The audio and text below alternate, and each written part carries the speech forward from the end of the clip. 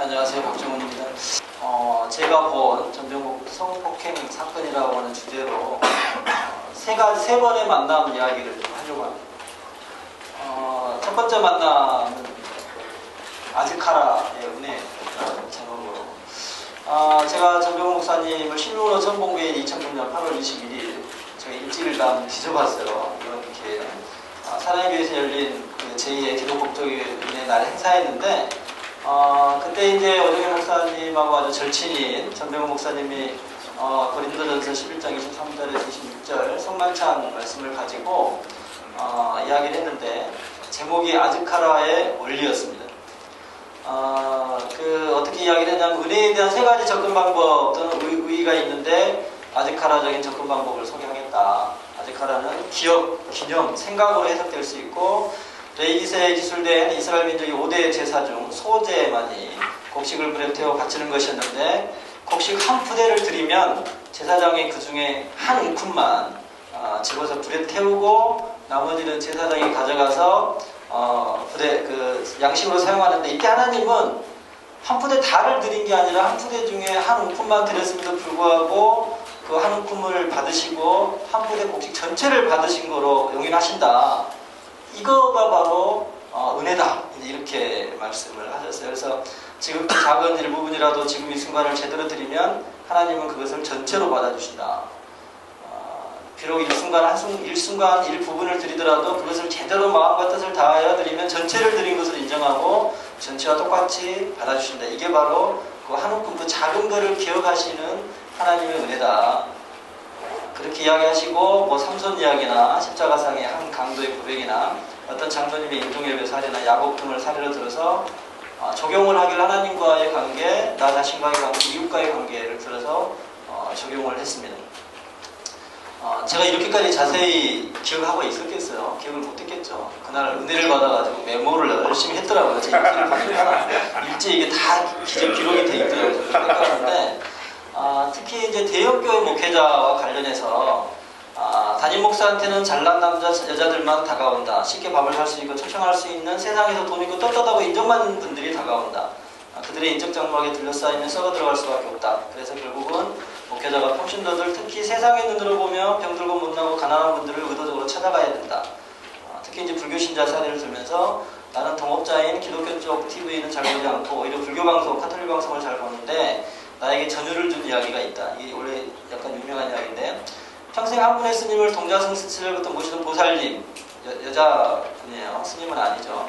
그 스님이 보살님이 그 동자승부터 커왔던 그 스님이 이제 노스님이 되니까 자기 젊은 딸을 한밤중에 절에 보냅니다. 그래서 딸한테 야, 그 노스님한테 하룻밤 재워달라고 해봐라. 이렇게 이야기하니까 딸이 우리 엄마가 왜 이러지? 이렇게 하면서도 엄마가 시킨 거니까 가가지고 노승한테 절에 가서 하룻밤만 재워달라고 합니다. 그러니까 노승이 뭐라고 하냐면 문도 안 열어보고 어디를 유혹하러 왔냐. 이 밤중에 스님을 유혹하러 왔냐. 이거 내쫓았단 말이죠. 그 딸은 야 우리 스님이 참 덕이 높으신 고승이구나. 탐복하면서 집에 왔는데 엄마가 그 이야기를 크게 실망해가지고 그 스님은 그릇이 작아서 틀렸다. 큰 스님이 될 수 없다. 한밤중에 산속 절간에 사람이 찾아왔으면 사람으로 봐야지 그걸 여자로 보냐. 이가 아직 멀었다. 그런 이야기를 했어요. 그렇다면 목회자인 나는 성도가 영혼으로 보이지 않고 돈으로 물들러 명예를 영광으로 보이는 순간 목회자의 생명은 끝난다. 아즈카라를 붙들고 끝까지 나가라. 저는 이 이야기를 듣고 무척 감동을 받았어요. 그래서 열심히 메모를 했을 뿐만 아니라 집에 가가지고 제 평생 동역자인 아내하고 막 그 은혜를 열심히 나눴어요. 그리고 저는 그 전에 전병국 목사님한테 별로 관심이 없었는데 책도 하나 봤어요. 제가 책을 잘 안 보는 편인데 책을 보니까 뭐 깊이가 있다거나 저한테는 깊이가 있겠다거나 감동적이진 않았지만 분명히 청년 대학생들한테 쉽게 다가가서 말씀과 이야를 통해 그들의 마음을 움직일 수 있는 정도의 능력이 있는 양반이네요. 그렇게 생각을 하고 호감을 갖게 되었습니다. 이게 저의 이제 첫 번째 만남입니다. 아마 시간이 더 갔으면 이대로 갔으면 아마 제가 존경했을 수도 있을 것 같아요. 근데 이제 그로부터 1년이 채 가기 전에 이 사건을 만나게 되고 제 마음은 극도로 혼란한 상태에 빠지게 됐습니다. 두 번째 만남은 2010년 7월 31일 날 삼일교회에서 이루어졌습니다. 그 이야기는 제가 이제 사건의 경과를 이야기하죠. 그러니까 저는 이거를 이제 매일 일지를 쓰듯이 일기는 아니고 일지를 쓰는데 거기에 지난 한 2년 거를 이렇게 뒤져봤더니 이런 이야기가 나와요. 2009년 11월 며칠 날짜까지 다 나와 있더라고요.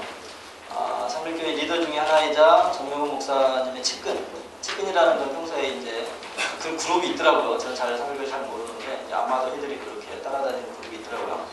피해자를 정명훈 목사가 자신의 집무실 및 화장실에 따른 침실에 성추행했다는 게 이제 피해자의 진술 내용입니다.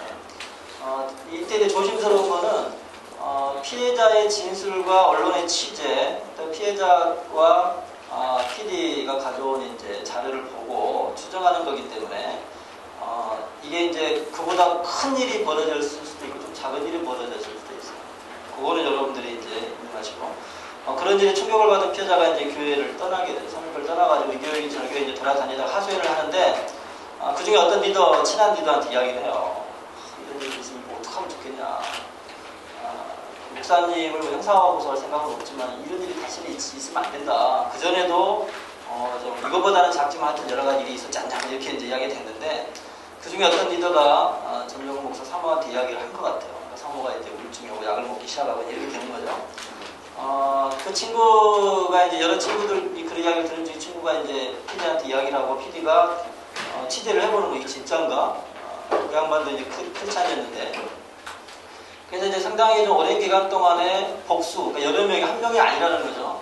복수 여성 성도에 대한 어떤 성추행, 신체적 접촉이나 스킨십이나 안마, 이분은 안마를 상당히 좋아했더라고요. 안마, 성희롱 성추행, 우리가 볼 때 법률적 관점에서 보기에는 그에 가까운 그런 행동들이 있었다라고 하는 소문을 듣고 전명훈 목사가 이번 사건 피해자를 비롯해 오래전부터 여러 성도들한테 성적 희롱이나 성추행이 있었지 않냐라는 심증을 갖고 취재에 들어갑니다. 그래서 피해자를 만나 인터뷰를 시도하고 그래요. 근데 이제 피디가 이제 전명훈 목사한테 전화해가지고 소문의 진상을 확인하니까 전명훈 목사 그런 일 없다 이제 이렇게 이야기를 했고 이제 이렇게 이제 주변에 이제 MBC PD가 탐문을 시작했구나라는 걸 알게 되고 이제 전명훈 목사가 한 1000여 명이 모인 1000명이 정확한지 잘 모르겠습니다. 1000여 명이라고 하더라고요. 그 리더들이 모인 자리에서 PD가 성추행 의혹을 품고 나를 지금 이렇게 취재하고 있는데 뭐 나도 흥미없는 사람은 아니지만 PD가 말하는 그런 정도 그건 아니다. 그게 사실이라면 어떻게 내가 목회하고 있겠냐. 그게 사실이다. 사임한다. 이런 식으로 이야기를 했다는 게 이제 그 이야기를 듣고 리더의 말이고 전명훈 목사는 그렇게까지 말하지 않았다고 나중에 또 이야기하는 게 있습니다. 그 이야기가 또 이제 이 피해자한테 들어가요. 그런데 피해자가 원하는 거는 하여튼 이 전명훈 목사가 작업하고 회개하고 좀 뭔가 달라지는 모습인데 이제 거짓말하고 있다고 생각하는 거예요. 은폐하고 거짓말하고 있다 이렇게 생각을 하고 그 전에 이제 전명훈 목사가 이제 이 피해자가 이제 여러 사람한테 전화했는지 어쩐지 잘 모르겠지만 하여튼 이 피해자한테 전화를 했어요. 너냐 이렇게 이제 네가 이렇게 제보했냐 뭐 이렇게 이제 전화를 하려고 했는데 안 받다가 그 리더의 이야기를 듣고 이 양반이 지금 은폐하려고 하는 거 아니냐, 거짓말하는 거 아니냐 이렇게 이야기 생각이 드니까 전화를 하죠. 전화하면서 막 대화가 이루어집니다. 그러니까 전병 목사 쪽은 이제 이거 나는 죽어도 상관없지만 교회에 큰일이다 그렇게 하면 안 된다 이런 이야기 여러 가지 나오고 또 피해자 쪽에서는 거짓말 하지 말고 다시 이런 짓 하지 마시라 이렇게 하고 그 와중에 이제 그 전병 목사가 이제 변호사를 자기의 대리인으로 선임했다는 이야기가 나왔어요. 그 이야기를 듣고 이제 방어를 하려고 한 거죠. 법률적 방어를 하려고 하니까 피해자와 그 PD가 이제 방어 차원에서 크리스찬 변호사가 뭐 없겠냐 이런 내막을 알면서 세상 변호사 같으면 뭐 그냥 너무 또 세상적인 관점에 접근하니까 이런 걸 좀 잘 케어할 수 있는 그런 변호사 없겠냐 해가지고 찾고 있던 중에 뭐 저희 사무실은 어떤 이제 대학 교수를 통해서 이제 연락이 와가지고 연결이 됐습니다. 그래서 7월 12일 날 피해자와 PD가 저희 사무실을 방문해서 사실관계를 털어놓고 취재 자료를 공개했는데 저는 그 자리에 가지 않았어요. 아침에 그 모임이 있는 걸 알면서도 두 가지 마음인데 하나는 그동안에 교회개혁 관련 일을 하면서 하여튼 끼어가지고 힘들지 않은 적이 없어요. 이렇게 하고 싶다는 게 첫째고 두 번째는 조금은 객관적이 되고 싶다. 왜냐하면 이제 그 피해자를 만나면 그 피해자한테 몰입하게 돼 있어요. 이런 여성을 이 나쁜 XXY가 이렇게 되면 곤란하기 때문에 하여튼 저는 좀 냉정하고 싶었어요. 그래서 그 면담에는 안 가고 저희 대표 변호사님만 만나고 나오셔서 제가 이제 여쭤봤죠. 어떤 거 같냐고. 피해자의 진술이 어떤 거 같냐고. 어떤 우리 대표 변호사님은 본인의 경험상 상당히 그 진실에 가까울 것 같다라고 이제 말씀하셨고, 저는 이제 그분들이 가져온 자료, 녹음 테이프나 이런 것만 이제 보고, 이걸 어떻게 할 것인가 이제 고민을 하게 된 것이죠. 하여튼 간에 저희 사무실에서는 뭐 사건을 수임하거나 그런 적은 없습니다. 그러나 이제 피해자와 이제 그 PD가 어떤 법적인 문제에 부딪혔을 때 이제 도와주기로 그렇게 약속을 하고, 제가 이제 그동안에 계획 관련 일을 해왔기 때문에 담당을 하게 되었습니다. 그날 제가 생각이 든 건 어떤 거였냐면, 그동안에 일수행정의 내용을 통해서 여러 그 즈음에 하여튼 성교사 목회자들의 성 문제가 그냥 계속 몇 달 동안 계속 터져 나올 때였어요. 그래서 제가 이제 마음속에 깊이 이제 상실감도 들고 어떻게 하면 좋겠냐 해가지고 목사님께 드리는 권면의 글을 기창하고 그날 이제 막 단식하면서 초안을 쓰고 그 상대방 변호사한테 전화를 했습니다. 전화를 해서 상대방 변호사가 전화했는데 제가 먼저 전화해 잘 모르는데 전화를 해가지고 7월 16일날 이제 그 변호사가 왔어요. 뭐가 진실인가? 근데 이때 그 변호사님은 우리 목사님이 그럴 리가 없다. 그렇죠? 대부분이 이제 그렇죠. 그럴 리가 없다. 우리 목사는 얼마나 좋으신 분인데 그렇게 이제 이야기를 했고 비공개로 면담을 했어요. 그때 이제 PD하고 저희 대표 변호사님하고 그 3.1교회 변호사가 했는데 보니까 이제 분위기가 다르잖아요. PD는 뭐 그걸 확실히 믿고 있고 이제 저희 대표 변호사도 아주 진짜 같다. 피해자의 진실이 사실인 것 같다. 이렇게 말하니까 이제 마음에 흔들림이 있는 거죠. 그래서 제가 이야기하니까 제가 이야기를 했더니 목사님한테 내가 이야기하겠다, 물어보겠다, 진짜 그런 일이 있었는지 이제 아리까리 한 거죠. 하여튼 제가 나중에 전에 듣기로는 이야기를 하니까 진짜로 그런 일이 있었냐 그러니까 사실관계를 구체적으로 시인하지는 않았고 다만 이제 자기가 잘못했다라고 이야기를 했다고 합니다. 그 와중에 이제 그 여러 가지 일이 있었는데 7월 31일 날 3.1교회 쪽에서 저희를 초청을 했어요. 그래서 저하고 그 PD하고 3.1교회를 갔습니다. 갔는데 그 며칠 사이에 제가 이걸 구체적으로 이야기를 하지는 못하고 제가 좀 신뢰할 만한 분들, 목사님들께 보편적으로 이런 일이 벌어지면 교회에서 이런 성추행, 성폭력 사건이 벌어지면 어떻게 하면 좋겠냐 좀 자문을 구하고, 그런 자문의 결과 제가 이제 몇 가지 이따가 이야기할 만한 이제 10가지 정도의 제 나름대로 이제 방향을 정했는데요. 하여튼 그런 거를 정한 상태에서 갔는데 그때 저희가 요구한 게 교회에서 징계하고 목사님은 사임해라. 이걸 권면해라고 하는데, 하여튼 그때 전병훈 목사가 계셨고 수석장로 어떤 집사님 계셨고 그 변호사 저 이제 그 PD가 있었는데 분위기는 좀 이렇게 전병훈 목사는 가만히 있었고 장로님이나 교회 쪽은 좀 이렇게 우리 목사님 뭔가 잘못을 한 것 같긴 한데 이게 이제 어느 정도인지에 대해서 좀 불확실한 거죠. 불확실하니까 꼭 그렇게 당신들이 말한 게 진짜라는 그거 뭐냐 팩트가 그러면 이제 우리 입장도 참 묘한 게 그 내용이 이제 흘러내려온 내용은 있지만 저희가 이제 함부로 그걸 말할 수가 없어요. 피해자에 정해져 있고 그런 와중이었는데 하여튼 그때 이제 그렇게 권면을 하니까 약간 좀 이렇게 티격태격하다가 기다려달라.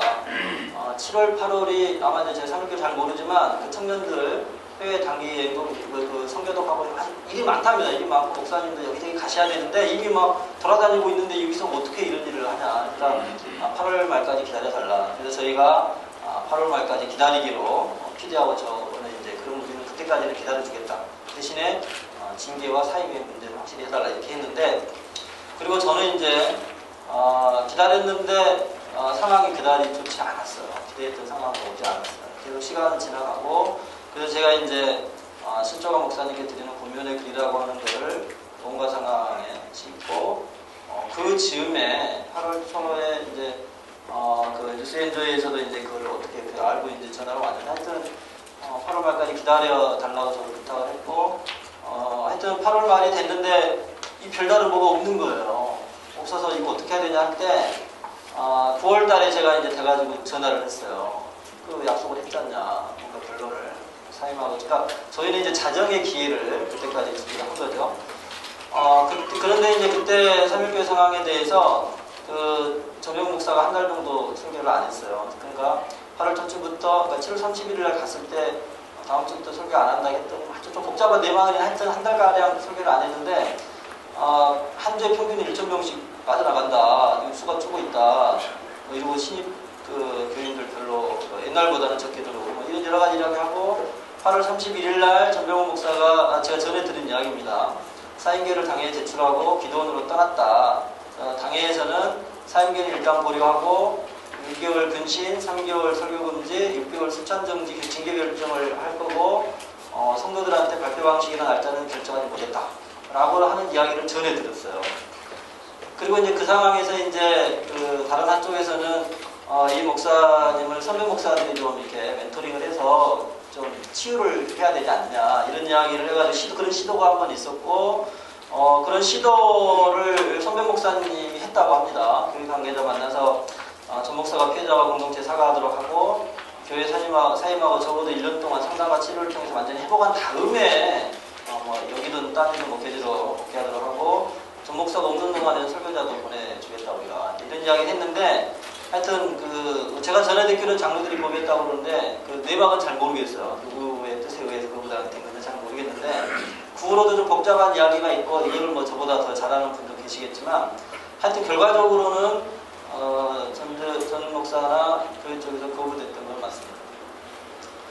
그리고 이제 그 9월 14일 날 이른바 3.1교회 재직회에서 8월 달부터 3개월 설교 중지, 6개월 수찬 정지 이야기가 나왔고, 이 징계 이야기가 나오면서 이제 교회 목사 집무실에서 침대 치우고 CCTV 설치하고 뭐 비서를 둬서 여자 총리관 앞으로 단둘이 못 있게 하겠다 뭐 이런 이야기가 나왔었고, 9월 달에 이제 그 상황 속에서 이제 뉴스엔지 기사가 나가고, 10월 달에 또 그 제자 결혼식에 주례하러 나왔다가 또 이렇게 트러블이 좀 생기고, 하여튼 그런 일이 계속 있었는데 하여튼 저희 입장에서는 계속 설득해가지고 공개적으로 자복하고 회개하고 사과하고 사임할 수 있도록 그렇게 계속 추동을 했는데 11월 1일 날 공개사과가 올라오고 그 다음에 이제 그에 반해서 이제 인터넷 신문 쪽에 3.1교회 연관되는 쪽에서는 또 그 전병 죽이기가 시작됐다 이렇게 해가지고 또 그거를 3.1교회 쪽 연락해서 다 이제 정정하도록 취소하도록 삭제하도록 이렇게 했고 기억에는 여러 군데 이제 나가고 이제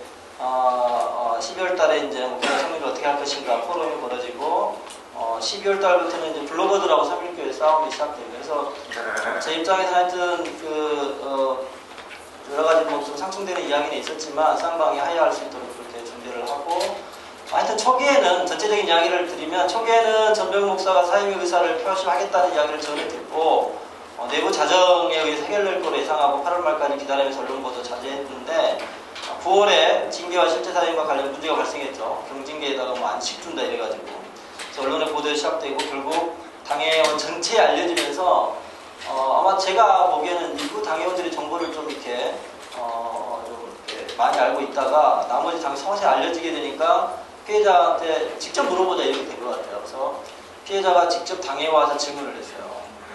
그 이야기를 듣고 당에서는 이 정도면 이거 퇴임해야 된다 결론을 내렸고 그게 이제 제가 알고 있는 사실관계입니다. 실제로 그날 무슨 일이 있었느냐에 대해서는 제가 구체적으로 말씀드리긴 곤란하고 다만 이제 그때 최근에 3.1교회 당회 쪽에서 발표한 내용이 있습니다. 그 내용을 참조하시면 되겠고 하여튼 피해자의 이야기는 그 전부터 이렇게 뭐 가슴 웅덩이 만지고 허리 감싸고 뭐 어디에 손 놓게 하고 왔던 뭐 여러 가지 복잡한 일이 있었어요. 근데 하여튼 그거에 상당 부분은 진실로 여겨지는데 그것도 이제 이 피해자뿐만 아니라 다른 피해자들도 또 여러 명 있는 것 같고요.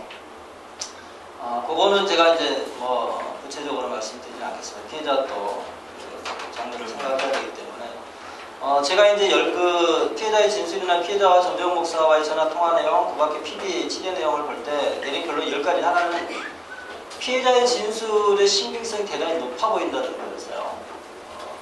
여러분들 저는 이제 좀 변호사에 냉정하게 생각합니다. 그러니까 누구 막 뭐라 한다고 그대로 믿지 않아요.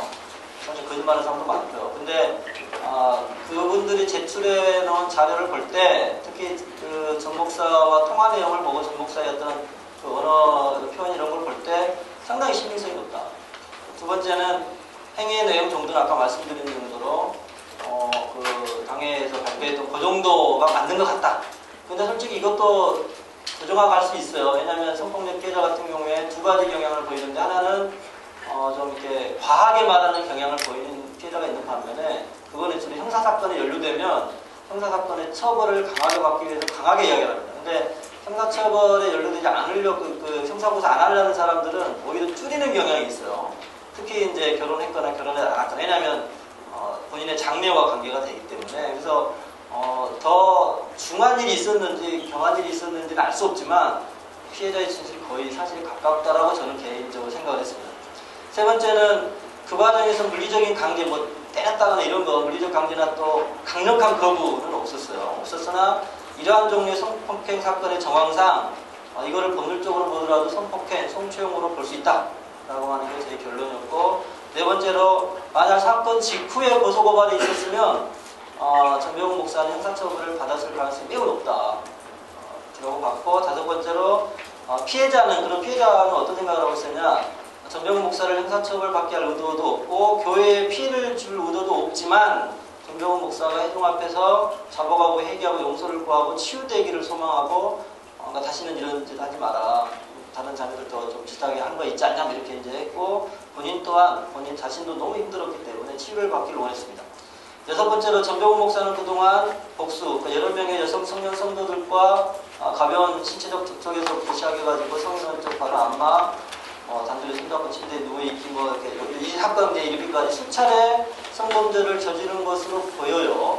보이는데 제가 뭐 직접 목격한 건 아니지만 상당히 신빙성 있는 이야기들이 있고, 그에 반해서 본인은 좀 그게 얼마나 좀 큰 죄인가에 대한 느낌이 좀 적어 보였어요. 그러니까 목회자의 성률을 볼 때 목회자는 아주 엄격해야 되잖아요. 근데 그거에 비하면 좀 적어 보여서 반복적으로 그런 일이 있는 거로 볼 때 습관성 또는 중독성이 있지 않냐라는 의심을 강하게 했습니다. 일곱 번째로 그에 대해서 저는 어떤 생각을 했냐면, 전병훈 목사는 첫째 회중 앞에 구체적으로 자복하고 회개하고, 둘째 한국교회와 성도 특히 가족을 포함한 피해자들에게 사과와 용서를 구하고, 셋째 사임, 징계, 손해배상 등의 적절한 대가를 치르고, 넷째 본인 또한 치유와 회복이 필요하다라고 봤습니다. 그리고 여덟 번째 이제 전병훈 목사 치유 회복을 위해서 선배 목회자들 상당한 경우는 또 멘토링을 통해 도와야 되고, 그게 만약에 진짜 중독인지 아닌지 평가받아보고 중독이라면 의학적 심리학적 치료가 필요한 것으로 보이고, 아홉 번째 이 사건을 통해 한국교회가 목회자 및 성도, 특히 여성 성도들의 목회자와 여성 성도들 간 인간관계, 특히 신체적 접촉 및 관계에 대해서 올바른 인식, 교회의 시스템 개선 등이 필요하고, 범죄한 성도 목회자들의 치유와 회복에 대한 연구 및 그런 이제 멘토링 시스템이 필요하다. 열 번째로 이 사건은 1차적으로 전병훈 목사와 삼일교회가 내부 자정 능력을 발휘하여 교회에는 전병훈 목사를 중징계하고 전병훈 목사는 교회를 사임하도록 유도하는 것이 바람직하다. 이게 10가지 이제 사실 및 평가를 나름대로 결론을 내렸어요. 이 결론에 따라 저희는 처음에 전병훈 목사 삼일교회가 자정 노력을 통해 문제를 해결하도록 그렇게 유도를 했고, 제 개인적으로는 아디카라의 은혜를 그렇게 아는 전병훈 목사라면 가능할 것이다 라고 하는 믿음이 있었습니다. 세 번째, 기독법률과 관점에서 본 전병훈 사건은 성폭력에 대한 이제 교계 내 여러 가지 논란이 많고, 뭐 그게 뭐 범죄는 아니는 논란이 많아서 그때 2010년 12월 달에 교육실에서 한 그 세미나에서 발표한 내용이 있는데, 그것까지 다 이야기가 너무 길어지기 때문에 성범죄는 그 성에 대한 관계된 범죄인데 확립된 정의는 아니에요. 기본적으로는 자유로운 의사와 관계없이 가해지는 신체적, 정신적, 언어적 폭력 등 일체의 행위를 함으로 성립되는 범죄예요. 그러니까 여러분들 혹시 아시죠? 우리 직장에서 술 따르라는 것, 그 여직원은 잘못된 그 성희롱입니다. 옛날 같으면 그건 당연하다고 생각했죠. 직장에서 그 상사가 여성 직원들 어깨에 손 얹고 뭐 예전에는 쭈물쭈물 했어요. 지금 다 그 성희롱, 성추행입니다. 그러니까 시대에 따라 좀 달라진다는 거고, 예전에는 그 중세나 이런 때는 뭐 여성은 사실은 뭐 인간 이하의 취급을 많이 했기 때문에 성희롱, 성폭 이런 개념이 없었다면, 최근에는 갈수록 여성 권리의 신장됨에 따라 심지어는 지하철에서 이렇게 눈길을 잘못 돌리면 이게 성추행이 됩니다. 이렇게 자기는 채권다고 봤는데 해필이면 그 앞에 가슴이 파인 옷을 입은 여자가 앉아 있었다. 여자가 저 남자가 내 가슴을 들여다보고 있는 성추행이 됩니다. 대단히 조심하셔야 돼요. 지하철 수사대에서 그거 당장에 대통령이 고소하면 그냥 잡아갑니다. 그러니까 그렇게 민감하게 성추행 성범죄라는 게 예전엔 사소하게 여겼을지 모르지만 지금은 상당히 그 예전에 이제 그 여성들 엉덩이 토닥토닥 하는 거 나이든 목사님들 뭐 의례적으로 이렇게 했을지 모르지만 그거 다 성추행입니다. 그 미국 같은 경우는 심지어 자기 아이를 굶겨도 그거는 처벌을 당해요. 개개인의 어떤 사적인 자유, 평온 이게 대단히 중시되기 때문에 여러분들이 이제 제가 이제 그 발제문에는 상당히 뭐 관련 법을 다 정리해가지고 자세하게 썼는데 그거는 빼겠어요. 빼고 어떤 이야기를 꼭 들려드리고 싶으냐면 교회 내에서 이 성폭행, 성폭력이라는 게 특수한 면이 있어요. 이 사건도 비슷한데 교회 내 성폭 범죄의 특수성은 일반 성범죄 특성 유사하면서 다른 점이 있는데 제가 몇 가지만 이야기할게요. 첫째는 은밀성이에요. 입증이 곤란하다는 거죠. 공공장소에서도 뭐 몰카 찍기도 하고 뭐 이렇게 멋지기도 하고 또 잘못 시선 줬다가 이렇게 되는데 성적 수치심 유발이라는 게 성폭행이 성추행이거든요. 근데 대부분의 성범죄는 은밀하게 발생하고 가해자 패닉 두 사람만 알고 다른 사람은 잘 모르는 게 일반적이에요. 그리고 가해자가 피해자와 아는 관계일 가능성이 매우 높습니다. 전혀 모르는 사람 성폭행, 성추행하는 경우 오히려 좀 상대적으로 적다는 거죠. 그래서 그 성폭행 피해자는 또한 사회적 편견 및 제2차 피해 대상이 될 수 있어요. 야, 네가 옷을 그렇게 입고 다니니까 성추행 당하지 이렇게 생각하는 거예요. 옛날 사람들은 그렇게 생각했어요. 짧은 치마. 심지어는 제가 대학 다닐 때는 미니스커트 입은 여학생을 막 혼내줬어요. 어디 너 이렇게 입고 다니냐고. 어디 허벅지를 드러내 뭐 이렇게. 지금은 그런 말 자체가 성추행입니다. 성희롱이라고 해요. 그러니까 이게 시대적으로 상당히 엄격하게 되어 있는데 그러다 보니까 이제 성폭행을 당했다고 주장하는 게 입증하기가 어렵고 상대방이 아주 그냥 좀 이렇게 냉혈 인간이어가지고 잡아 떼버리면 이 상당히 어려워져요. 그래서 누구 말이 맞는지 판단하기 상당히 어려워지기 때문에 그래서 많은 성폭력 피해자들이 이거를 나 혼자 참고 말지. 엄마한테 이야기하면 엄마가 야 참아라. 이거 잃어버리면 우리 식구들 다 못 산다. 이렇게 되는 거예요. 두 번째는 친고죄라는 거죠. 고소기간이 제한되어 있어요. 그래서 대부분의 성범죄는 피해자 측 고소가 있어야 공소를 제기할 수 있는 친고죄이고 친고죄는 범인을 알게 된 날부터 6개월 이내 특별법에 의하더라도 1년 이내에는 고소해야 되는데 이분은 이미 저희를 찾아왔을 때는 그 고소고발할 생각 전혀 없었고 그리고 이미 시간도 공소제기 기간도 지났던 그런 시간입니다. 고소기간도 지났었어요. 공소제기 기간이 아니고 고소기간이 지났었습니다. 세 번째는 교회 내 그 성폭력 사건은 수직관계라는 우월적 지위를 이용해서 항상 윗사람이 아래 리더가 목자가 양이나 일반 성도들을 성폭행하지 역으로 되는 경우는 제가 거의 못 본 것 같습니다. 그래서 뭐 목사가 전도사를 목사가 여성 성도들 뭐 이렇게 하는 경우가 많다는 거죠.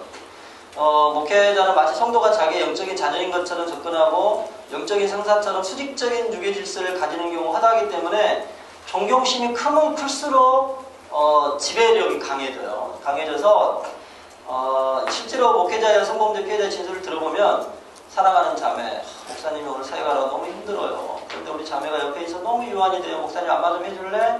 목사님 좀 안아줄래? 야 너가 옷 좀 벗어 이렇게 나를 좀 즐겁게 해주면 좋겠어. 이런 경우가 많이 있습니다. 그럴 때 그런 제한을 당하면 그 존경심이 강하고 지배력이 강할수록 마치 고양이 앞에 쥐처럼 꼼짝 못하고 당하게 됩니다. 이해가 안 되시죠? 남자들 특히 이해 못하는 분이 많으신데 여러분들 그 사냥을 하다 뭐 저는 사건을 다루다 보니까 사냥을 할 때 서치라이트 탁 켜면요 달려가던 노루나 사슴이 딱 쳐다본 다음에 눈이 딱 굳어서 거의 가만히 서 있습니다.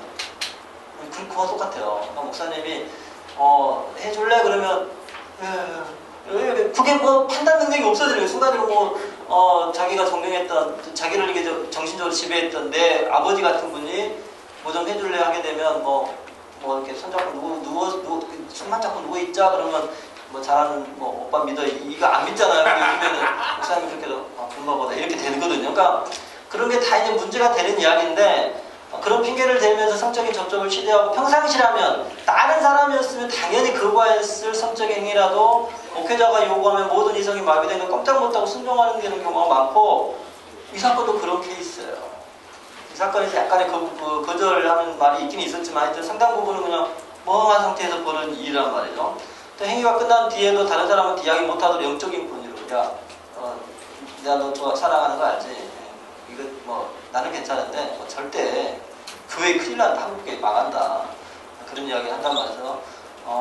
또 내가 얼마나 힘들면 이렇게 인간의 약한 호소가 이렇게 되고, 네 번째로 신앙적인 유괴로 하고, 다섯 번째 중독성이 강할 경우가 많아요. 목회자 같은 경우는 한 건으로 그치는 경우보다 많이 겹치는 건 많고, 여섯 번째로 제2차 피해가 심각한데, 예컨대 가장 심각한 게 교회 같은 경우 이단으로 취급하는 거죠. 난 쟤는 신천지래 이러면서 모든 걸 다 끝내버리고, 또 뭐 네가 옷을 그렇게 입고 다니니까 평상시 행동이 그럴 것 같더라 이렇게 되는 거죠. 일곱 번째는 교회 분쟁으로 비화가 됩니다. 이 사건 같은 경우도 이제 피해자가 전병 목사의 형사처벌을 옳지 않았기 때문에 검토 대상이 되지 않았지만, 형사 고소를 했다면 성범죄 범죄에 대한 수사기관이나 법원의 태도, 확보된 자료를 볼 때 형사처벌이 가능했을 거로 보이고, 다른 사람들까지 추가 고소 고발이 이루어졌다면 그 당시에 가중처벌되었을 거로 판단이 되었습니다. 마지막으로 세 번째 만남을 기다리면서 값싼 은혜로 전락에 가는 아주카라적 은혜에 대해서 말씀을 드리겠습니다.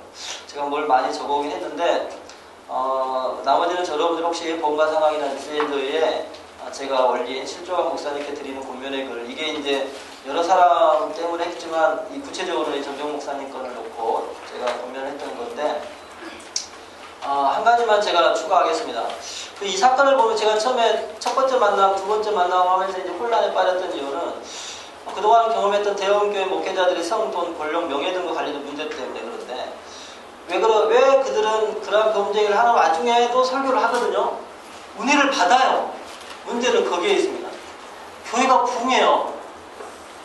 통상적으로 안 그래야 되잖아요. 죄를 졌으면 뭔가 달라야 되잖아요. 심지어 어떤 미국의 TV 부흥사는 성범의 여성하고 섹스하고 바로 옆방에 섹스하고 그 다음 옆방에 와가지고 붕해합니다. 근데 은혜를 받습니다. 이런 현상이 왜 벌어질까? 왜 그런 은혜가 이루어지지? 죄인이 지금 바로 죄 짓고 지금 그런 걸 하는데, 제가 이제 나중에 이제 우리 신목교회 정기 목사님 사건을 겪으면서 어떤 결론을 내렸냐면, 하나님은 그분들을 도구로 사용하신다. 딱 그거였습니다. 도구예요, 도구. 저 같은 죄인도 뭐 기독법률가 운동하고 뭐 성사학력 운동, 교육의 운동 하잖아요.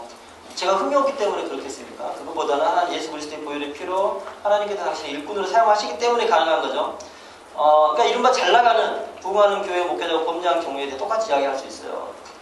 달란트 이야기를 하다 보면, 예컨대 이제 능력은 있는데 품성과 역성이 부족한 경우가 많거든요. 예컨대 시속 200km 이상 달릴 수 있는 자동차가 있는데, 그 자동차를 달라고 막 기도했거나 아니면 태어날 때부터는 좀 가졌어요. 가졌으면 달리고 싶겠죠. 능력을 발휘하고 싶단 말이죠. 근데 첫째는 자기 자신한테 문제가 있어요. 운전 실력이나 경험이나 집중력, 체력이 부족할 수가 있어요. 또 하나는 200km 달릴 만한 도로가 없을 수가 있어요. 근데 이분은 그런 은사를 받으면, 능력을 받으면 그걸 발휘하고 싶어요. 전병 목사님은 아마 설교 못하면 죽는다고 생각하실 거예요. 그런 은사가 있기 때문에, 능력이 있기 때문에. 근데 이제 문제는 이거를 통제할 수 있어야 되는데 통제가 안 된다는 거거든요.